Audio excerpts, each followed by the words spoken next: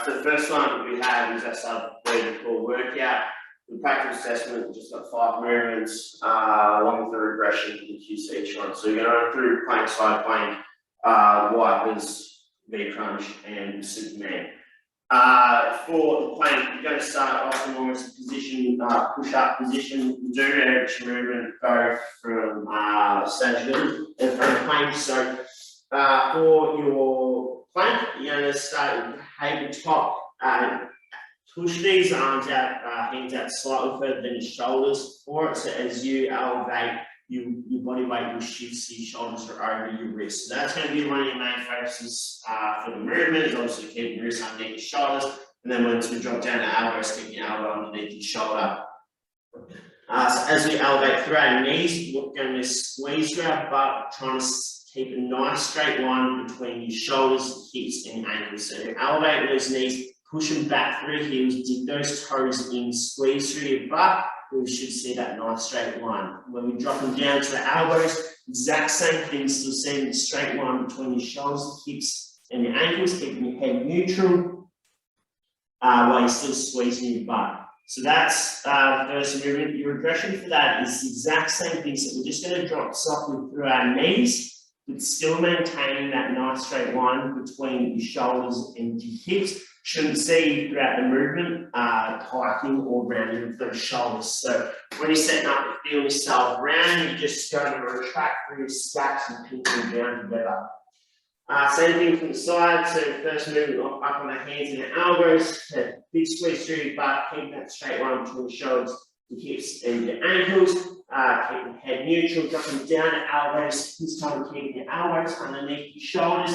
Still shouldn't see you round through your upper back. Shouldn't see yourself dipping through your lower back. If you just pull that belly button to your spine. And then to progress that movement, just dropping down to your knees. Second movement was a side plank. We're going to do that one on the side. For this one, obviously pretty similar in the sense that you're going to be keeping your wrist underneath your shoulder for it. So to start off with, you're going to start sitting on the ground, suppose in that push-up position. Take those legs out, you're going to stack out feet. So again, hands slightly out, a little bit further while sitting down, so once you elevate, the shoulder will pop up over the top. So pressing up, should again see that straight line throughout your shoulders, your hips, and your ankles. Keep focusing on pulling up through that lower oblique. And then from there, just going to drop down on the elbow, same movement, nice straight line, no sagging through that oblique or through that hip. Same elevate again, head neutral, and then to regress that movement, we're just going to drop that lower knee. So we're just going to be pushing up through the top, sorry, we'll go the other way.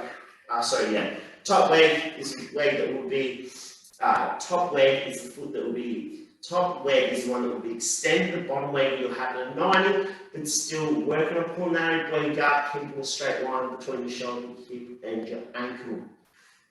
Third movement, our wipers. So wipers, we're going to start on our backs.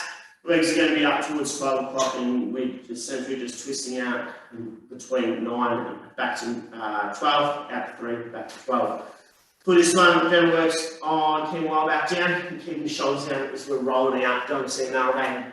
So when we're lying down, firstly, so digging that, rocking back until you feel that lower back on the ground. We're going to extend your legs up above our hips to that 12 o'clock position. Arms will be out just to a T. So extend your legs up as much as you can. A bit tight in your hands, you'll have a slight break in your knees. And then with this movement, just taking your legs out towards 9 o'clock, keeping those shoulders pegged down. Once you start feeling you at that edge before they're going to elevate, bringing them back to the center. And then same out to 3 o'clock. So slow and controlled movement. Again, out as far as you can before you feel that shoulder elevate and back to the center. So with that movement, you're going to feel your shoulders come up, or once you start getting too much weight, you're going to start feeling your chest elevate if you can't cope with it. So there's 2 ways that you can pick up if you're going too fast. It's just a matter of keeping your shoulders pegged down, making sure that lower back stays pegged down. To regress that movement, you're just going to take the knees at bent, keep all that center of mass closer to the center. So again, arms out to a T, just taking our legs out towards 3 o'clock, again as far as you can. Make sure we stay engaged, keep the shoulders peaked down. Once we reach that point, coming back to 12, nice and control them out to 9. We're going to keep alternating. So quickly on the side, first one is legs extended, so out to 3, slowly control until you start feeling that shoulder elevate, back to the center, out to 9, again as far as you can, back to the center, and then to regress that movement. Knees, and we're just flexing through our knees, keeping it nice, so knees are over hips, taking it out to 3, and then back to center, out to 9, and then back to center. Fourth movement is V crunch turns. So this one, you're going to sit back on your coccyx. When you're sitting back, the chest and eyes are always going to be at the ceiling, towards the corner of the room or ceiling. So it's always going to be on that 45 degrees. Now, as we lean back, it's still a little light in the sense that, depending on how far you go, you're going to hit the point where it's probably going to be too much. You feel yourself cracking your chest up, lower back arch. So you want to avoid getting to that point. You want to just get to that edge before coming back to the middle. So we're going to be sitting back on our coccyx, sending our legs out. One way to trunk out, the other, trying to get as low to the ground.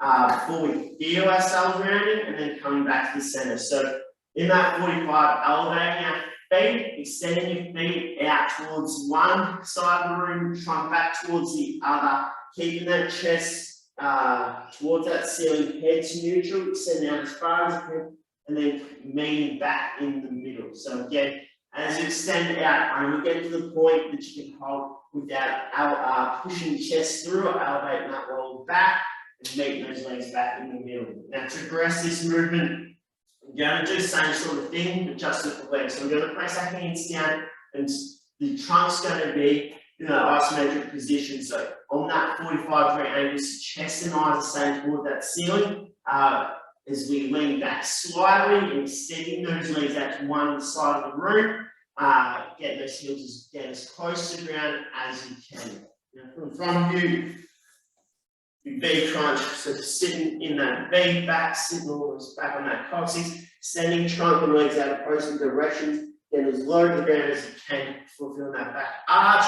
So we've got one more rep, and then to progress that movement, we're just going to place our hands down on the ground, and then again, extend your legs out as far as you can, chest will go back slightly, and still keeping those eyes on the ceiling.